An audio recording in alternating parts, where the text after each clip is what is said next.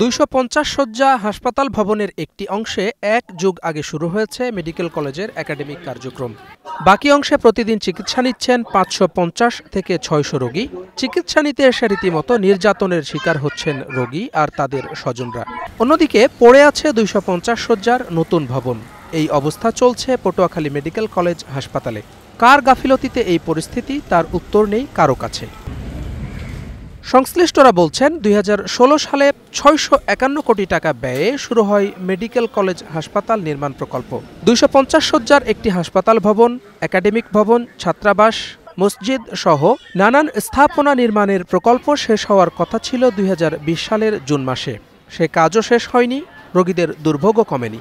এখানে তো রোগী যারা আসছে বুঝছেন, রোগীর সাথে গার্ডিয়ানরা অসুস্থ হয়ে যাচ্ছে বেশি, কারণ এখানে ভালো ট্রিটমেন্ট তাও পাওয়া যাচ্ছে না বুঝছেন। আর 3-4 জন একটা বেডে 3 জন 4 জন রোগী। পটুয়াখালী 250 শয্যা বিশিষ্ট হসপিটালে ভর্তি হয়েছি 19 তারিখ থেকে। আমি আমার বাচ্চা নিয়ে অনেক কষ্ট করি। বেডে একটি বেডে 4 জন করে বাচ্চা দেওয়া হয়, তাতে মাদেরও কষ্ট এবং বাচ্চাদেরও কষ্ট। ভিতরে যতটুকু জায়গা আছে অতটুকুর ভিতরে যত রুগী সব বুকিং, এই জন্য আমরা বারান্দা আসছি। এ জায়গায় কোনো ফ্যান নাই, কোনো বাতি নাই। রোদ আইলে রোদ পরে, বৃষ্টি আসলে বৃষ্টিতে আমরা থাকতে পারতেছি না। ওষুধপত্র কোনো সমস্যা না, কিন্তু হেরা ঠিক আছে, শুধু আমাদের গরম, ফ্যান নাই আর এই বৃষ্টিতে ভিজে যায়, বৃষ্টি এলে। সংশ্লিষ্টরা বলছেন দফায় দফায় সময় বাড়িয়ে সর্বশেষ 2025 সালের 30 জুন প্রকল্পটি শেষ হওয়ার কথা ছিল। তবে কাজ শেষ হয়নি এখনো।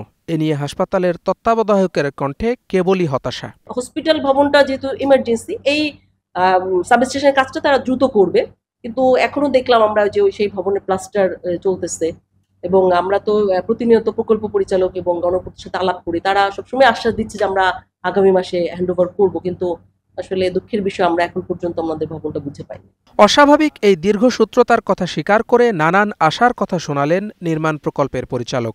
ঠিকাদারি জটিলতার কারণে, ভূমি অধিগ্রহণ সংক্রান্ত জটিলতার কারণে আমাদের কাজটি সম্পূর্ণ করতে আমরা পারিনি, এবং আমরা আশা করি যে সম্পূর্ণ কাজ জুন 2026 পর্যন্ত শেষ করতে পারবো। যদিও এর ভিতরে আগামী 2 মাসের ভিতরে আমাদের ইচ্ছা আছে, এবং আমরা বিদ্যুৎ সংযোগটা পেয়ে যাব। বিদ্যুৎ সংযোগ পেয়ে যাওয়ার ভিতরে পাওয়ার সাথে সাথেই আমরা হাসপাতালের স্বাভাবিক কার্যক্রম চালু করতে পারবো। এদিকে হাসপাতালে 59 জন চিকিৎসকের স্থলে আছেন মাত্র 18 জন। কর্মকর্তা কর্মচারী সহ সব মিলিয়ে 408 জনের বিপরীতে কাজ করছেন 257 জন। ভবনের সঙ্গে এসব সংকটের সমাধান হোক দ্রুত, এমনটাই প্রত্যাশা এ জেলার মানুষের। Desk report, star news.